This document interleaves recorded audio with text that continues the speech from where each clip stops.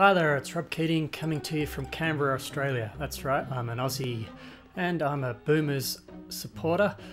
But take a look at the game from last night with Angola. Were they tanking? There's been talk saying they threw the game so they could pick up the third spot in the group and avoid a crossover at the quarter-final stage against the USA. So if we look at this article, blah blah blah. So if we look at this article in the Sydney Morning Herald, it's talking about the Boomers tanking the game against Angola. So they were up by 15 points, cruising along in the third quarter, and then suddenly the wheels fell off and Angola came back to win the match. As a result, if we look at the bracket for the next stage at the World Cup, we now see Dominican Republic playing Slovenia, and the winner in the quarterfinals will play the USA. Whereas Australia down here play Turkey next up, and if they win, they play the winner of New Zealand and Lithuania.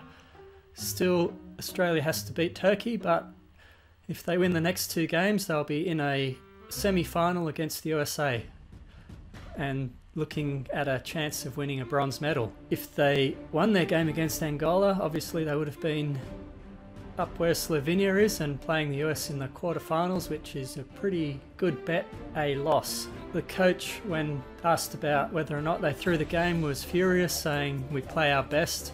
But he did rest two of his starters.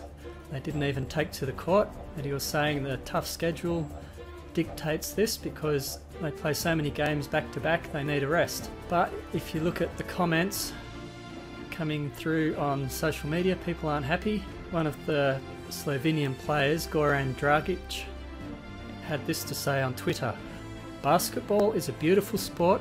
There is no room for fixing the game like today, Australia versus Angola. FIBA should do something about that." Perhaps they should if they had a similar situation to the Champions League, where after the group stage they do a draw, where it's all random, people are seeded and then picked out of a hat. They could then eliminate something like this happening, but then you probably have scheduling issues and things, seeing it's a tight tournament. But something to consider. Now, do you think they tanked Australia? If we have a look at this from the game, Angola's on a fast break. Now just watch Dante Exum playing defense. No movement from the Australian bench and the throwdown. Now, is that tanking or is that tanking? Oh, sorry, is that someone playing defense? And look at this one here. Very casual defense, so leave it for you to decide. But Australia are now in a better position to win a gold medal, or bronze probably, but anyway, we'll see what happens from here. What do you think? Should something be done about this? Did Australia tank?